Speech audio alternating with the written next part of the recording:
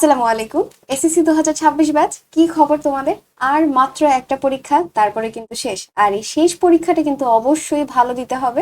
আর ভালো পরীক্ষার জন্য তোমাদের জন্য আমি একটা ফাইনাল সাজেশন নিয়ে এসেছি। আজকের ভিডিওতে আমি তোমাদের জ্ঞানমূলকের যে ক রয়েছে এবং অনুধাবনের খ, সেই সাথে সংক্ষিপ্ত প্রশ্নের কিছু প্রশ্ন এবং উত্তর দেখিয়ে দিব, যেগুলো কিনা তোমাদের জন্য অনেক অনেক বেশি ইম্পর্টেন্ট। তোমরা একটা জিনিস চিন্তা করো, তোমাদের এই যে ক খ বা সংক্ষিপ্ত যাই বলি না কেন, টোটাল কিন্তু কত মার্কস জানো? টোটাল হচ্ছে 22 মার্কস। এই 22 মার্ক কিভাবে আসলো জানো? তোমাদের চারটা সিকিউর মধ্যে ক আর খ এর মোট হচ্ছে 3, তাহলে হলো কত? 12। আর তোমাদের 5টা সংক্ষিপ্ত 2 মার্ক করে হলে তাহলে কত হয়? 10। তাইলে দেখো টোটাল 22টা মার্কস, তাই না? এই 22টা মার্কস তোমরা আজকের ভিডিওটা যদি সুন্দর করে ভালো করে পড়তে পারো বা দেখতে পারো, তাহলে ইনশাল্লাহ 22 মার্ক তুমি পাবে, একদম কমন পাবে। ঠিক আছে, তো চলো আমরা জ্ঞানমূলক প্রশ্ন থেকে শুরু করি। আমরা প্রত্যেকটা চ্যাপ্টারের জ্ঞানমূলক সাথে সংক্ষিপ্ত বা অনুধাবন সবগুলোর প্রশ্ন উত্তর দেখে নিব। তো প্রথমে রয়েছে অধ্যায় 1 জীবন পাঠ। এখানে রয়েছে কি প্রথমে ভ্রূণ বিদ্যা কাকে বলে? ভৌত বিজ্ঞানের যে শাখায় জনন কোষের উৎপত্তি, নিষিক্ত জাইগোট থেকে ভ্রূণের সৃষ্টি, গঠন, পরিস্ফুটন, বিকাশ প্রভৃতি নিয়ে আলোচনা করা হয়, তাকেই ভ্রূণবিদ্যা বলা হয়। ওই যে তোমাদের ভৌত শাখা এবং ফলিত শাখার যে শাখাগুলো আছে, এইখান থেকে মাস্ট তোমাদের এমসিকিউ না আসলেও জ্ঞানমূলক কিন্তু অবশ্যই আসবে। তার জন্য ওই যে তোমাদের চ্যাপ্টার 1 এর ভৌত শাখা এবং হচ্ছে ফলিত শাখা, এই দুইটার প্রত্যেকটা শাখাগুলো কিন্তু ভালো করে পড়তে হবে, ঠিক আছে? এরপরে রয়েছে বিবর্তন বিদ্যা কি? বিজ্ঞানের যে শাখায় পৃথিবীতে প্রাণের বিকাশ, জীবের বিবর্তন এবং ক্রমবিকাশের তথ্যসমূহ নিয়ে আলোচনা করা হয়, তাকে বিবর্তন বিদ্যা বলা হয়। তারপর রয়েছে বাস্তুবিদ্যা কি? ভৌতবিজ্ঞানের যে শাখায় প্রাকৃতিক পরিবেশের সাথে জীবের আন্তঃসম্পর্ক নিয়ে আলোচনা করা হয়, তাকে বাস্তুবিদ্যা বলা হয়। দেখো প্রত্যেকটাই কিন্তু ভৌত আর ফলিত শাখা থেকে প্রশ্ন করে এবং প্রত্যেকটাই কিন্তু বোর্ডে আসা, ঠিক আছে? তো পরে রয়েছে ভৌত জীববিজ্ঞান কি? জীববিজ্ঞানের যে শাখায় বিভিন্ন তত্ত্বীয় বিষয় নিয়ে আলোচনা করা হয়, তাকেই বলা হয় ভৌত জীববিজ্ঞান। পরের প্রশ্ন রয়েছে শারীরবিদ্যা কাকে বলে? আর হ্যাঁ, আরেকটা জিনিস, তোমরা এগুলো যেমন পড়বে সেই সাথে এইগুলোর ইংলিশ টার্মগুলো কিন্তু ভালো করে দেখে নিবে, ঠিক আছে? তো শারীরবিদ্যা হচ্ছে জীববিজ্ঞানের যে শাখায় জীবের যাবতীয় শারীরবৃত্তীয় কাজের বিবরণ নিয়ে আলোচনা করা হয়, তাকে শারীরবিদ্যা বলা হয়। এরপর রয়েছে হিস্টোলজি কাকে বলে? হিস্টোলজিতে কি নিয়ে আলোচনা করা হয়? জীবদেহের বিভিন্ন টিস্যু সমূহের গঠন, বিন্যাস, কার্যাবলী নিয়ে আলোচনা করা হয়। আর জীববিজ্ঞানের ওই শাখাটাকেই বলা হয় হিস্টোলজি। তারপর রয়েছে এন্ডোক্রাইনোলজি কি? এন্ডোক্রাইনোলজি হচ্ছে বিজ্ঞানের যে শাখায়, মানে জীববিজ্ঞানের যে শাখায় হরমোনের কার্যকারিতা বিষয়ক আলোচনা করা হয়, তাই হচ্ছে এন্ডোক্রাইনোলজি। এরপর রয়েছে প্রত্নতত্ত্ববিদ্যা বা জীবাশ্ম বিজ্ঞান কাকে বলে? প্রাগৈতিহাসিক জীবের বিবরণ এবং জীবাশ্ম সম্পর্কিত বিজ্ঞানই হলো প্রত্নতত্ত্ববিদ্যা বা জীবাশ্ম বিজ্ঞান। এরপর রয়েছে বায়ো ইনফরমেটিক্স কি? বায়ো ইনফরমেটিক্স হলো কম্পিউটার প্রযুক্তি নির্ভর জীববিজ্ঞান ভিত্তিক তথ্য, যেমন ক্যান্সার বিশ্লেষণ বিষয়ক বিজ্ঞান। এরপর রয়েছে শ্রেণীবিন্যাস কাকে বলে? শ্রেণীবিন্যাস কাকে বলে এটা কতে না আসলেও খতে আসতে পারে। শ্রেণীবিন্যাসের প্রয়োজনীয়তা কি? ঠিক আছে, পারস্পরিক সাদৃশ্য ও বৈসাদৃশ্যের উপর ভিত্তি করে জীবকে বিভিন্ন দলে বিভক্ত করাকে শ্রেণীবিন্যাস বলা হয়। এরপর রয়েছে আর্কিগোনিয়াম কি? স্ত্রী উদ্ভিদদের স্ত্রী জননাঙ্গ অঙ্গকে বলা হয় আর্কিগোনিয়াম বা আর্কিগোনিয়া। অর্থাৎ এই যে আর্কিগোনিয়া যারা থাকে তাদের স্ত্রী জননাঙ্গটা অনেকটা ফ্লাক্স আকৃতির হয়, ঠিক আছে? এর জন্য ওদেরকে আর্কিগোনিয়েট বলা হয়। হেটারোট্রফিক কি? যেসব জীব নিজের খাদ্য নিজে তৈরি করতে পারে না এবং খাদ্যের জন্য অন্যের উপর নির্ভরশীল, সেসব জীবই হচ্ছে হেটারোট্রফিক বা পরভোজী। এরপর রয়েছে দ্বিপদ নামকরণ পদ্ধতি কাকে বলে? একটা জীবের বৈজ্ঞানিক নাম দুইটা অংশে বিভক্ত বা দুইটা পদ নিয়ে গঠিত হয়, আর এরূপ দুইটা পদ নিয়ে গঠিত জীবের নামকেই দ্বিপদ নাম এবং নামকরণের পদ্ধতিকেই দ্বিপদ নামকরণ পদ্ধতি বলা হয়। এরপর দ্বিপদ নামকরণ কি? সেম টু সেম এটাই লিখে দিবা।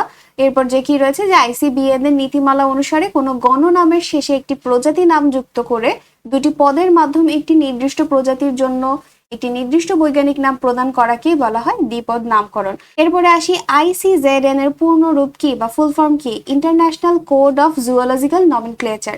এরপর রয়েছে জবা ফুলের বৈজ্ঞানিক নাম কি? জবা ফুলের বৈজ্ঞানিক নাম হচ্ছে হিবিস্কাস রোজা সাইনেসিস।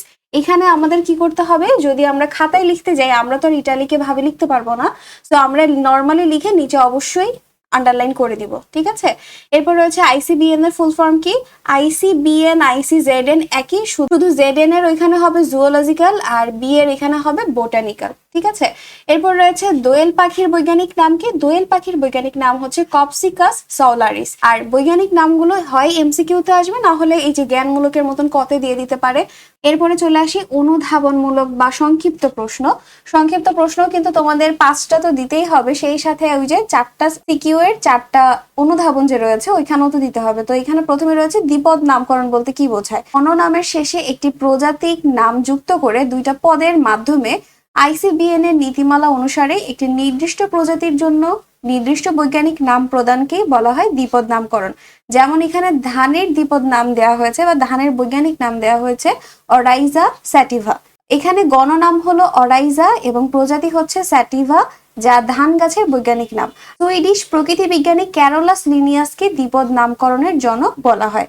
এরপরে প্রশ্ন রয়েছে যে মানুষের প্রজাতি স্যাপিয়েন্স বলার কারণ ব্যাখ্যা করো। মানুষের বৈজ্ঞানিক নাম কি? Homo sapiens. এই স্যাপিয়েন্সকে প্রজাতি বলার কারণ কি? তার কারণটা কিন্তু এখানে রয়েছে।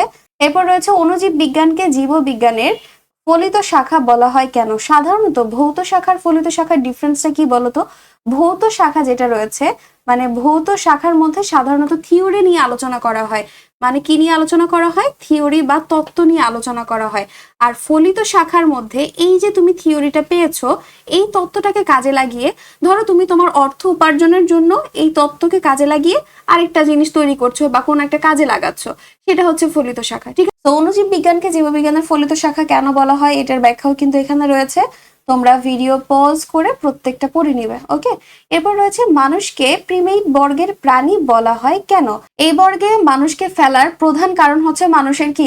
মানুষ আঁকড়ে ধরার মতন তার বিশেষ অঙ্গ রয়েছে, তাদের ঘ্রাণ অপেক্ষা দৃষ্টিশক্তি বেশি উন্নত হয়, আর এই বৈশিষ্ট্যগুলোর কারণেই তাদেরকে এই বর্গের প্রাণী হিসেবে গণ্য করা হয়, ঠিক আছে। এরপর রয়েছে কি জীববিজ্ঞানকে কেন ভৌত এবং ফলিত শাখায় বিভক্ত করা হয়? কেন বিভক্ত করা হয় তার ব্যাখ্যাও এখানে সুন্দর করে দেয়া রয়েছে। আশা করছি তোমরা রিডিং পড়লেই বুঝে যাবে, আর যদি না বোঝো কমেন্ট সেকশনে জানাবে, আমি বুঝিয়ে দেওয়ার চেষ্টা করব। এরপর রয়েছে মাশরুমকে মৃতজীবী বলা হয় কেন? আমরা সাধারণত কাদেরকে মৃতজীবী বলে থাকি বলতো? মাশরুম হচ্ছে এক ধরনের ছত্রাক, আর যা কিনা সাধারণত মৃত যে জীব দেহ থাকে সেখান থেকে খনিজ লবণ, পানি, পুষ্টি পদার্থ এগুলো শোষণ করে নিজের খাদ্য সংগ্রহ করে বা তার পুষ্টি সাধন করে। যেহেতু মাশরুম মৃত জীব থেকে খাদ্য সংগ্রহ করছে, এই জন্যই মাশরুমকে মৃতজীবী বলা হয়, ওকে। এরপর রয়েছে কৃষি বিজ্ঞানকে ফলিত জীববিজ্ঞান বলা হয় কেন? কেন বলা হয়? তাহলে ওই যে আগের ব্যাখ্যার মতন ফলিত শাখা কাকে বলে সেটা লিখে তারপরে কৃষি বিজ্ঞানকে কেন আমরা এই আন্ডারে রেখেছি তার ব্যাখ্যাটা দিয়ে দিব। এরপর জীবের শ্রেণীবিন্যাসকরণ কেন গুরুত্বপূর্ণ? এটা কিন্তু অনেক ইম্পর্টেন্ট, এটা কিন্তু কোনো না কোনো বোর্ডে দিয়ে দিতে পারে যে শ্রেণীবিন্যাসটা কেন ইম্পর্টেন্ট, শ্রেণীবিন্যাসের প্রয়োজনীয়তা কি, তো ওইটার ব্যাখ্যা আমরা দিয়ে দিব। এরপর রয়েছে প্রোটিস্টা রাজ্যের জীবগুলোকে ইউক্যারিওট বলা হয় কেন? আমরা তো দেখেছি 2টা ভাগে ভাগ করা হয় জীবজগৎকে, একটা হচ্ছে কি প্রোক্যারিওট আর একটা হচ্ছে ইউক্যারিওট। প্রোক্যারিওট হচ্ছে তারা যারা সাধারণত আদিকোষী হয়, আর ইউক্যারিওট হচ্ছে তারা যাদের নিউক্লিয়াস কি হয়? সুগঠিত হয়, যাদের নিউক্লিয়াস সুগঠিত হয়। সো প্রোটিস্টা রাজ্যে যে জীবগুলো রয়েছে তারা সাধারণত প্রকৃত কোষী হয়, তাদের নিউক্লিয়াস সুগঠিত থাকে, এই জন্য প্রোটিস্টা রাজ্যের জীবগুলোকে সাধারণত ইউক্যারিওট বলা হয়, ঠিক আছে। একদম ইজি, একটু রিডিং পড়বে তাহলে ইনশাল্লাহ বুঝে যাবে। এরপর রয়েছে অ্যামিবা কোন রাজ্যের অন্তর্গত এবং কেন? সো এইটার জন্য আমরা কি করব? বৈশিষ্ট্য। আমি আরেকটা কথা বলি, তোমাদের যে চ্যাপ্টার 1 আছে, চ্যাপ্টার 1 থেকে 5টা রাজ্যের জাস্ট বৈশিষ্ট্য, 5টি রাজ্যের বৈশিষ্ট্য যদি ভালো করে পড়ে ফেলো চ্যাপ্টার 1 থেকে ইনশাল্লাহ তোমার সিকিউ কমন পাবেই পাবে। তো এখন বলো অ্যামিবা কোন রাজ্যের বৈশিষ্ট্য? অ্যামিবা হচ্ছে প্রোটিস্টা রাজ্যের মধ্যে পড়ে। এখন জাস্ট প্রোটিস্টা রাজ্যের যে বৈশিষ্ট্যগুলো আছে 5টা না 6টা তোমাদের বইয়ে দেওয়া আছে, ওইখান থেকে জাস্ট 3-4টা লিখে দিলেই হয়ে যাবে, যেহেতু 2 মার্ক 3টা লিখে দিলেই হয়ে যাবে। এরপর রয়েছে ইস্ট স্বভোজী নয় কেন? ইস্ট সাধারণত কেমন ধরনের হয়ে থাকে? ইস্ট হচ্ছে অন্যের ওপর খাদ্যের জন্য নির্ভরশীল হয়, তারা নিজেরা খাদ্য তৈরি করতে পারে না। কেন পারে না? কারণ তাদের মধ্যে ক্লোরোপ্লাস্ট অনুপস্থিত থাকে। যাদের মধ্যে ক্লোরোপ্লাস্ট নেই তারা কিভাবে খাদ্য প্রস্তুত করবে? তো এই জন্য ওরা খাদ্যের জন্য অন্যের উপর নির্ভরশীল হয়ে থাকে। ইস্ট কি মৃতজীবী বা পরজীবী এবং শোষণ পদ্ধতিতে খাদ্য গ্রহণ করে, আর তার জন্য ইস্ট কিন্তু স্বভোজী নয়। এরপর রয়েছে পেনিসিলিয়াম প্রকৃত কোষী কেন? যাদের মধ্যে নিউক্লিয়াস সুগঠিত থাকে তাদেরকেই তো আমরা প্রকৃত কোষী বলি। এখন পেনিসিলিয়ামের মধ্যে নিউক্লিয়াসটা সুগঠিত রয়েছে, তার জন্যই আমরা পেনিসিলিয়ামকে প্রকৃত কোষী বলতে পারি, তাই না?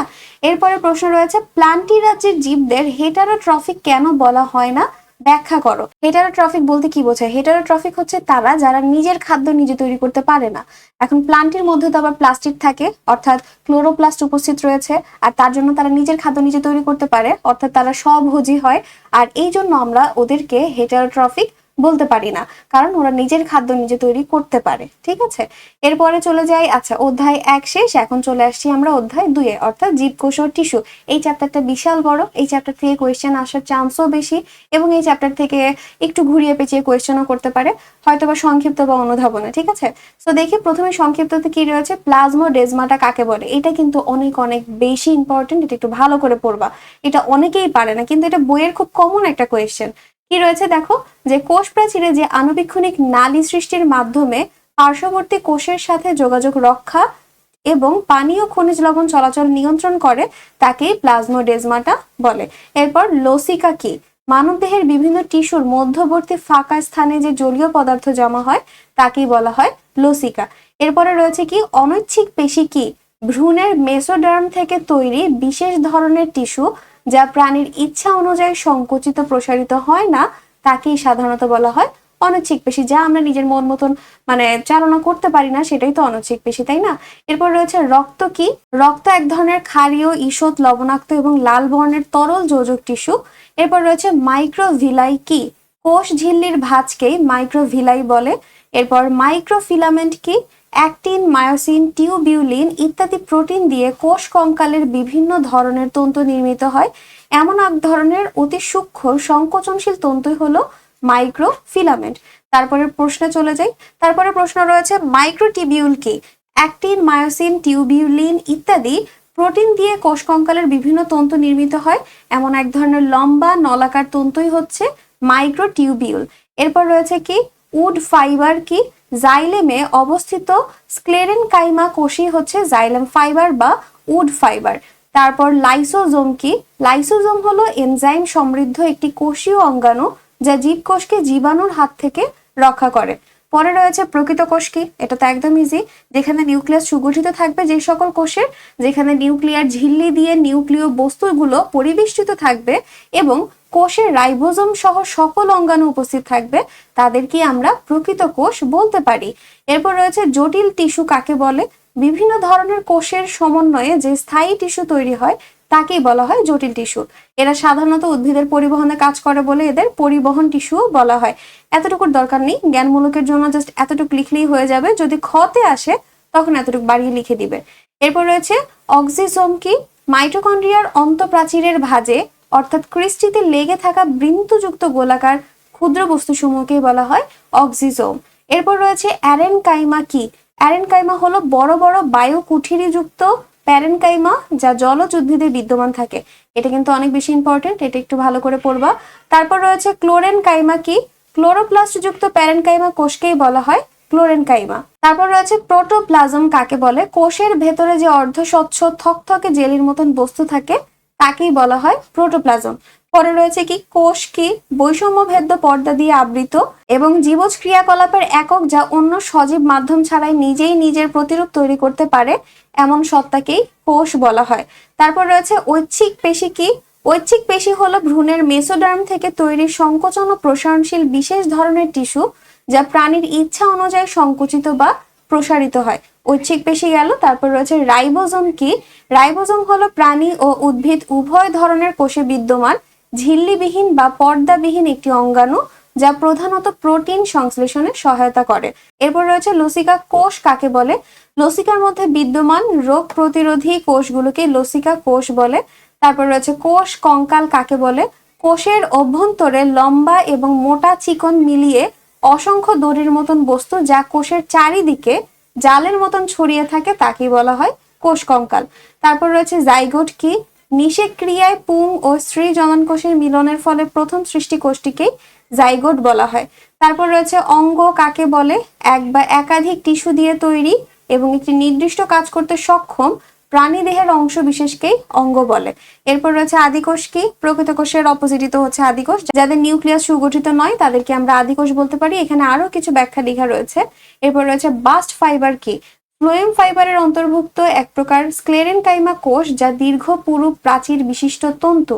এরপর প্লাজমা লেমা কি? এটাও ইম্পর্টেন্ট। কোষের প্রোটোপ্লাজমের বাইরে 2 স্তরের স্থিতিস্থাপক পর্দাকেই কোষ ঝিল্লি বা প্লাজমা লেমা বলা হয়। এরপরে এই অধ্যায়ের কিছু অনুধাবনমূলক প্রশ্ন রয়েছে, যেমন বহুকোষী জীবের দেহকোষকে প্রকৃত কোষ বলা হয় কেন? তো এখানে আমাদের কি প্রকৃত কোষ কাকে বলে লিখে তারপরে কেন বলা হয় তা লিখে দিব। কোষ প্রাচীরের কাজগুলো কি কি? মাইটোকন্ড্রিয়াকে পাওয়ার হাউস বা শক্তি ঘর কেন বলা হয় বা শক্তি উৎপাদন কেন্দ্র কেন বলা হয়? মোস্ট ইম্পর্টেন্ট, এটা কিন্তু অনেকবার আসে। ইট দ্বারা সবুজ ঘাস ঢাকা থাকলে কিছুদিন পর সেই ঘাস দেখতে বর্ণহীন কেন হয়? এরপর নিউক্লিয়াসকে কোষের প্রাণকেন্দ্র বা নিয়ন্ত্রণ কেন্দ্র কেন বলা হয়? ক্রোমাটিন জালিকাকে কখন ক্রোমোজোম হিসেবে দেখা যায়? প্যারেনকাইমাকে সরল টিস্যু বলা হয় কেন ব্যাখ্যা করো? ফ্লোয়েমকে পরিবহন টিস্যু বলা হয় কেন ব্যাখ্যা করো? ট্রাকিড ভেসেল থেকে ভিন্ন কেন এটা ব্যাখ্যা করো? মানুষের আবরণী টিস্যুকে ট্রানজিশনাল আবরণী বলা হয় কেন? এরপর রয়েছে কি রক্তকে যোজক কলা বলা হয় কেন? অনৈচ্ছিক পেশিকে মসৃণ পেশি বলা হয় কেন? প্লাস্টিডের যে প্রধান কাজ সেগুলো কি কি ব্যাখ্যা করবে? কচুরিপানা পানিতে ভেসে থাকার কারণ ব্যাখ্যা করবে। জটিল টিস্যুকে পরিবহন টিস্যু বলা হয় কেন? মেরুদণ্ডী প্রাণীর ত্বককে ট্রানজিশনাল আবরণী কলা বলা হয় কেন? তো এই হচ্ছে তোমার অধ্যায় 2 শেষ হলো। এরপর হচ্ছে অধ্যায় 3। অধ্যায় 3-এর নাম হচ্ছে কোষ বিভাজন এবং এখানকার যে জ্ঞানমূলকগুলো রয়েছে তা হচ্ছে কোষ বিভাজন কি? জীবের বৃদ্ধি ও জননের উদ্দেশ্যে যে প্রক্রিয়ায় কোষের সংখ্যা বৃদ্ধি ঘটে তাই হচ্ছে কোষ বিভাজন। এরপর রয়েছে অ্যামাইটোসিস কাকে বলে বা অ্যামাইটোসিস কি? যে কোষ বিভাজন প্রক্রিয়ায় কোষের নিউক্লিয়াসটি প্রত্যক্ষভাবে সরাসরি 2টি অংশে বিভক্ত হয় তাই হচ্ছে অ্যামাইটোসিস। এরপর রয়েছে এককোষী জীব কাকে বলে? যেসব জীবের দেহ একটিমাত্র কোষ দিয়ে গঠিত তাদেরকে এককোষী জীব বলা হয়, যেমন ব্যাকটেরিয়া, অ্যামিবা ইত্যাদি। মাইটোসিস কোষ বিভাজনের পর্যায় কয়টা? মাইটোসিস কোষ বিভাজনের পর্যায় হচ্ছে 5টা। ইন্টারফেজ কি? Most important. ইন্টারফেজ হয় কতে আসতে পারে, না হলে খ বা সংক্ষিপ্তে আসতে পারে। মাইটোসিস কোষ বিভাজনের পূর্বে কোষের নিউক্লিয়াসে কিছু প্রস্তুতিমূলক কাজ সম্পন্ন হয় আর এই অবস্থাকে বলা হয় ইন্টারফেজ। এরপর রয়েছে সাইটোকাইনেসিস কি? সাইটোপ্লাজমের যে বিভাজন এটাকেই বলা হয় সাইটোকাইনেসিস।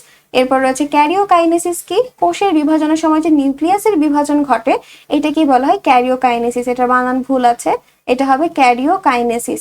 এরপর আকর্ষণ তন্তু কি? মাইটোসিস কোষ বিভাজনের প্রোমেটাফেজ ধাপে স্পিন্ডল যন্ত্রের যেসব তন্তুর সাথে ক্রোমোজোমের সেন্ট্রোমিয়ার যুক্ত হয় সেগুলোই হচ্ছে আকর্ষণ তন্তু। এরপর রয়েছে স্পিন্ডল যন্ত্র কি?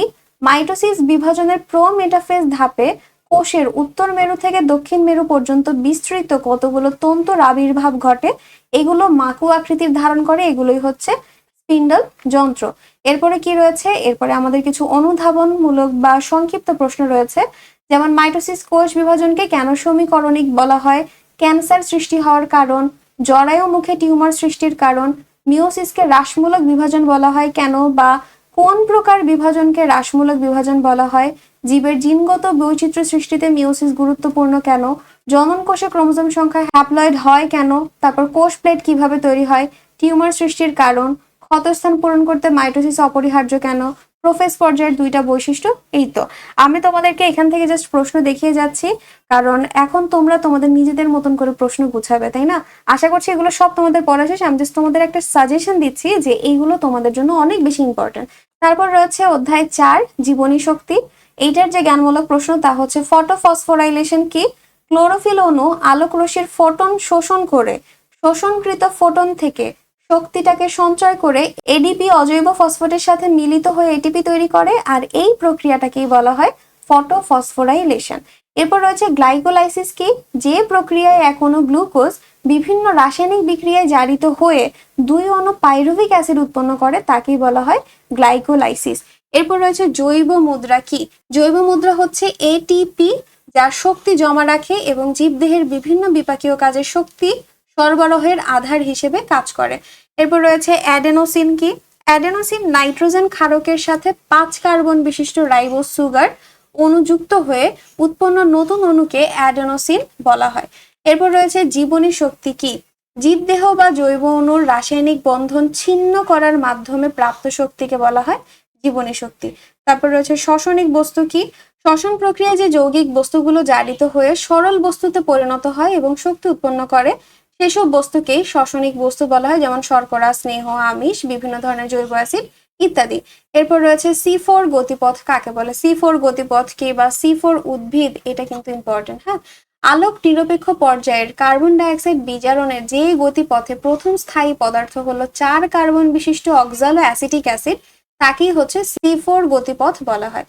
সালোক সংশ্লেষণ কাকে বলে? যে পদ্ধতিতে সবুজ উদ্ভিদ পাতার মেসোফিল টিস্যুতে সূর্যালোকের উপস্থিতিতে কার্বন ডাইঅক্সাইড আর পানি থেকে কার্বোহাইড্রেট বা শর্করা জাতীয় খাদ্য প্রস্তুত করে এবং উপজাত হিসেবে অক্সিজেন উৎপন্ন হয়, তাকেই সালোক সংশ্লেষণ বলে। তারপর রয়েছে কি C3 উদ্ভিদ কাকে বলে? যে উদ্ভিদের সালোক সংশ্লেষণের আলোক নিরপেক্ষ পর্যায়ে কার্বন ডাইঅক্সাইড বিজারণে ক্যালভিন চক্র সংঘটিত হয়, প্রথম স্থায়ী পদার্থ 3 কার্বন বিশিষ্ট ফসফোগ্লিসারিক অ্যাসিড উৎপন্ন হয়, তাদেরকে C3 উদ্ভিদ বলে। C4 এ হয় অক্সালো অ্যাসিটিক অ্যাসিড আর এখানে হয় ফসফোগ্লিসারিক অ্যাসিড। এরপর শ্বসন কি? শ্বসন হচ্ছে যে জৈব রাসায়নিক প্রক্রিয়ায় জীবদেহে খাদ্যবস্তু বিভিন্ন এনজাইমের সহায়তায় জারিত হওয়ার ফলে স্থিতিশক্তি রাসায়নিক শক্তিতে পরিণত হয়, কার্বন ডাইঅক্সাইড উৎপন্ন হয় এবং জীবের শারীরবৃত্তীয় কার্যক্রমের শক্তি পাওয়া যায়, তার নামই হচ্ছে শ্বসন। এরপর রয়েছে এটিপি কি? অ্যাডেনোসিন অণুর সাথে পর্যায়ক্রমে 3টা ফসফেট বা ফসফরিক অ্যাসিড গ্রুপ যুক্ত হয়ে গঠিত যৌগকে বলা হয় অ্যাডেনোসিন ট্রাইফসফেট। এরপর রয়েছে ডিফসফোরাইলেশন কাকে বলে? কোনো যৌগ থেকে ফসফেট গ্রুপ বিচ্ছিন্ন হলে শক্তি বের হয়ে আসে আর এই বিক্রিয়াকে ডিফসফোরাইলেশন বলা হয়। তারপরে প্রশ্ন রয়েছে ফটোলাইসিস কাকে বলে? সূর্যালোক এবং ক্লোরোফিলের সাহায্যে পানি বিয়োজিত হয়ে অক্সিজেন, হাইড্রোজেনের ও ইলেকট্রন উৎপন্ন করে, এই প্রক্রিয়াকে পানির ফটোলাইসিস বলা হয়। এরপর রয়েছে এডিপি কি? এডিপি হচ্ছে অ্যাডেনোসাইন ডাইফসফেট, আর এটা কি? অ্যাডেনোসিন অণুর সঙ্গে 2টা ফসফেট বা ফসফরিক অ্যাসিড যুক্ত হয়ে অ্যাডেনোসিন ডাইফসফেট গঠন করে। এটিপি অণুর প্রান্তীয় ফসফেট গ্রুপে কি পরিমাণ শক্তি জমা থাকে? 7.3 অর্থাৎ 7.3 কিলো ক্যালোরি জমা থাকে। এরপরে রয়েছে কিছু অনুধাবনমূলক প্রশ্ন, যেমন এটিপিকে জৈব মুদ্রা বলা হয় কেন? জীবকোষের শক্তি সঞ্চয় আর শক্তি নির্গমন চক্রাকারে চলে, এটা ব্যাখ্যা করো। কিভাবে এডিপি সৃষ্টি হয়? ফটোলাইসিস প্রক্রিয়াটি ব্যাখ্যা করো। এরপর রয়েছে সালোক সংশ্লেষণে এটিপি ও NADPH2 এর ভূমিকা। ভুট্টাকে কেন C4 উদ্ভিদ বলা হয়, বা মুথা ঘাস একটা ছিল ওইটাকে কেন C4 উদ্ভিদ বলা হয়? অণুজীবের অবাধ শ্বসন ঘটে কেন? অবাধ শ্বসন অপেক্ষা সবাধ শ্বসন বেশি শক্তি তৈরি হয় কেন? এটিপি রিচার্জেবল ব্যাটারির সাথে তুলনীয় কেন? নতুন সৃষ্ট পাতাতে সালোক সংশ্লেষণের হার কিরূপ, ব্যাখ্যা দাও। তো এই যে প্রত্যেকটা কিন্তু অনেক অনেক বেশি ইম্পর্টেন্ট, অবশ্যই প্রত্যেকটা পরীক্ষায় যাওয়ার আগে দেখে যাবে, ঠিক আছে? এরপর রয়েছে জীবের প্রজনন, অর্থাৎ 11তে আমরা চলে এসেছি। নিষেক কি? যৌন প্রজননে ডিম্বাণু আর শুক্রাণুর মিলনকে নিষেক বলা হয়। ফুল কি? উদ্ভিদের প্রজননের জন্য রূপান্তরিত বিশেষ ধরনের বিটপি হচ্ছে ফুল। তারপর রয়েছে স্বপরাগায়ন কাকে বলে? একই ফুলে বা একই গাছের ভিন্ন দুটি ফুলের মধ্যে যখন পরাগায়ন ঘটে তখন তাকে স্বপরাগায়ন বলা হয়। এরপর রয়েছে পরাগায়ন কি? ফুলের পরাগধানী থেকে পরাগরেণু একই ফুলের অথবা একই জাতের অন্য ফুলের গর্ভমুণ্ডে স্থানান্তরিত হওয়াকে পরাগায়ন বলা হয়। এরপর রয়েছে পরপরাগায়ন কি? একই প্রজাতির দুটি ভিন্ন উদ্ভিদের ফুলের মধ্যে যখন পরাগ সংযোগ ঘটে তখন তাকে বলা হয় পরপরাগায়ন। এরপর রয়েছে যুক্তধানী বা সিনজেনেসিয়াস কাকে বলে? যখন পরাগধানী এক গুচ্ছে থাকে তখন তাকে যুক্তধানী বা সিনজেনেসিয়াস বলা হয়। তারপর রয়েছে দ্বিনিষেক কি? উদ্ভিদ দেহে পরাগায়নের পর প্রায় একই সময়ে প্রবেশকৃত 2 পুং গ্যামেটের একটি ডিম্বাণুর সাথে মিলিত হয়ে জাইগোট এবং অন্যটি গৌণ নিউক্লিয়াসের সাথে যুক্ত হয়ে শস্য টিস্যু উৎপন্ন করে, আর এখানে 2টা ঘটনা একত্রে ঘটে, এই জন্য এটাকে বলা হয় দ্বিনিষেক। ভিন্নবাসী উদ্ভিদ কাকে বলে? যে উদ্ভিদে স্ত্রী পুষ্প এবং পুরুষ পুষ্প আলাদা আলাদা গাছে জন্মায় তাকেই বলা হয় ভিন্নবাসী উদ্ভিদ।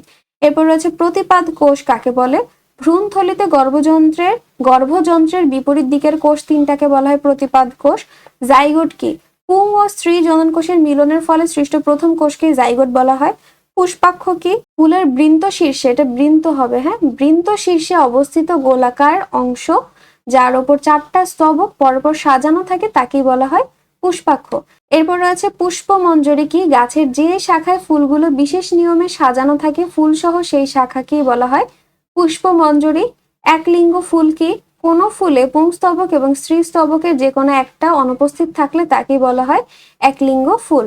পরাগায়নের মাধ্যম কাকে বলে? যে মাধ্যম পরাগ বহন করে গর্ভমুণ্ড পর্যন্ত নিয়ে যায় তাকে পরাগায়নের মাধ্যম বলা হয়। এরপর রয়েছে উভলিঙ্গ ফুল কি? যখন কোনো ফুলে পুংস্তবক ও স্ত্রীস্তবক দুইটাই উপস্থিত থাকে তাকে বলা হয় উভলিঙ্গ ফুল। এরপর রয়েছে যোজনী কি? পরাগধানী এবং পুংদণ্ড সংযোগকারী অংশই হচ্ছে যোজনী। ক্লিব ফুল কি? যখন কোনো ফুলে পুংস্তবক এবং স্ত্রীস্তবক দুইটাই অনুপস্থিত থাকে তাকেই ক্লিব ফুল বলে। বৃতি কি? ফুলের বাইরের স্তবককে বৃতি বলে। তারপর রয়েছে অপ্রকৃত ফল কাকে বলে? গর্ভাশয় সহ ফুলের অন্যান্য অংশ পুষ্ট হয়ে যখন ফলে পরিণত হয় তখন তাকে অপ্রকৃত ফল বলে। এরপর রয়েছে সহবাসী উদ্ভিদ কাকে বলে? যেসব উদ্ভিদে পুং এবং স্ত্রী উভয় ধরনের জননকোষ একই উদ্ভিদে সৃষ্টি হয় তাদেরকে বলা হয় সহবাসী উদ্ভিদ। শেষ হলো আমাদের জ্ঞানমূলক। এবারে দেখি অনুধাবন প্রশ্ন কি কি রয়েছে। ফুলকে উদ্ভিদে রূপান্তরিত বিটপ বলা হয় কেন? জবা ফুলকে সম্পূর্ণ ফুল বলা হয় কেন? লাউ ফুলকে অসম্পূর্ণ ফুল বলা হয় কেন? ধুতুরা ফুলকে উভলিঙ্গ ফুল বলা হয় কেন? পরাগায়ন বলতে কি বোঝায়? পরাগায়ন কেন প্রয়োজন? স্বপরাগায়ন আর পরপরাগায়নের মধ্যে পার্থক্য। তারপর রয়েছে পরপরাগায়নে প্রজাতির অভিযোজন ক্ষমতা বাড়ে কেন? পতঙ্গ পরাগী ফুলের বৈশিষ্ট্য। জল পরাগী মানে পানি পরাগী ফুলের বৈশিষ্ট্য ব্যাখ্যা করো। দ্বিনিষেক বলতে কি বোঝায়? ডিম্বকের নিষেকের পূর্বে আর পরের অবস্থা ব্যাখ্যা করো। অপ্রকৃত ফল বলতে কি বোঝায় বা শস্য টিস্যু কিভাবে গঠিত হয়। এরপর রয়েছে সপুষ্পক উদ্ভিদের ট্রিপ্লয়েড কোষটা কিভাবে তৈরি হয়। প্রকৃত ফল আর অপ্রকৃত ফলের মধ্যে পার্থক্য। নিষেক ছাড়া ফল উৎপাদন সম্ভব কিনা ব্যাখ্যা করো। তো এই হচ্ছে অধ্যায় 11 সংক্ষিপ্ত প্রশ্ন শেষ। এবারে আমরা চলে যাব অধ্যায় 12 জীবের বংশগতি ও জৈব অভিব্যক্তি। এখানে জ্ঞানমূলকের মধ্যে রয়েছে প্রথমে বংশগতি কাকে বলে? পিতামাতার বৈশিষ্ট্যগুলো বংশানুক্রমে সন্তান সন্ততির দেহে সঞ্চারিত হওয়ার প্রক্রিয়াকে বংশগতি বলে।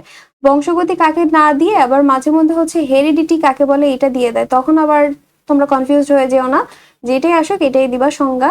এরপর রয়েছে বংশগতি বিদ্যা কাকে বলে? জীববিজ্ঞানের যে বিশেষ শাখায় বংশগতি সম্বন্ধে বিশদভাবে আলোচনা ও গবেষণা করা হয় তাকে বংশগতি বিদ্যা বলে।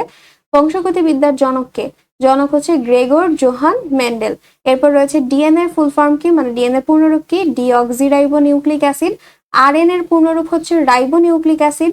এরপর রয়েছে পিউরিন কি? পিউরিন হচ্ছে ডিএনএ এর নাইট্রোজেন ঘটিত ক্ষারক যা অ্যাডিনিন আর গুয়ানিন দ্বারা গঠিত। নিউক্লিওটাইড কাকে বলে? এখনো 5 কার্বন বিশিষ্ট শর্করা, এখনো নাইট্রোজেন ঘটিত বেস আর এখনো ফসফেট যুক্ত হয়ে যে যৌগ গঠন করে তাকেই বলা হয় নিউক্লিওটাইড। তারপর রয়েছে নিউক্লিওসাইড কি? এখনো পেন্টোজ সুগার আর এখনো নাইট্রোজেন বেস যুক্ত হয়ে যে যৌগ গঠিত হয় তাকেই বলা হয় নিউক্লিওসাইড। জিন কি? জিন হচ্ছে জীবের সকল দৃশ্য ও অদৃশ্যমান লক্ষণ বা বৈশিষ্ট্য নিয়ন্ত্রণকারী একক। লোকাস কি? ক্রোমোজোমের যে স্থানে জিন অবস্থান করে তাকে বলা হয় লোকাস। তারপরে কি রয়েছে? অ্যালিল কাকে বলে? একই ক্রোমোজোম জোড়ের নির্দিষ্ট লোকাসে অবস্থানকারী নির্দিষ্ট জিন জোড়ার একটাকে অপরটার অ্যালিল বলা হয়। প্রকট বৈশিষ্ট্য কি? মাতা পিতা থেকে প্রথম বংশধরে জীবের যে বৈশিষ্ট্য প্রকাশ পায় তাকে বলা হয় প্রকট বৈশিষ্ট্য। প্রচ্ছন্ন জিন কাকে বলে? যে জিনের বৈশিষ্ট্য প্রথম বংশধরে প্রকাশ পায় না তবে দ্বিতীয় বংশধরে 1/4 জীবে প্রকাশ পায় প্রচ্ছন্ন জিন বলা হয়। এরপর রয়েছে ট্রান্সফরমেশন কাকে বলে? খণ্ডিত ডিএনএ অণু গ্রাহক কোষের অভ্যন্তরে প্রবেশ করানোর পদ্ধতিকে ট্রান্সফরমেশন বলা হয়। জিন প্রকৌশল কি? নতুন বৈশিষ্ট্য সৃষ্টির জন্য কোনো জীবের ডিএনএ এর পরিবর্তন ঘটানোই হচ্ছে জিন প্রকৌশল। পিসিআর এর পুনরূপ কি? পলিমারেজ চেইন রিঅ্যাকশন, এটা হচ্ছে পিসিআর এর ফুল ফর্ম। অটোজোম কি? মানবদেহে 22 জোড়া ক্রোমোজোম যারা শারীরবৃত্তীয় ভ্রূণ ও দেহ গঠনে অংশ নেয় কিন্তু লিঙ্গ নির্ধারণে কোনো ভূমিকা রাখে না, তারাই হচ্ছে অটোজোম। কালার ব্লাইন্ড বা বর্ণান্ধতা কি? কালার ব্লাইন্ড বা বর্ণান্ধতা হচ্ছে এমন এক অবস্থা যখন কেউ কোনো রং সঠিকভাবে চিনতে পারে না। অভিযোজন কাকে বলে? সময়ের সাথে নির্দিষ্ট প্রতিকূল পরিবেশে কোনো প্রজাতির টিকে থাকার প্রক্রিয়াকে বলা হয় অভিযোজন। লাস্টে রয়েছে প্রকরণ কাকে বলে বা মিউটেশন কাকে বলে?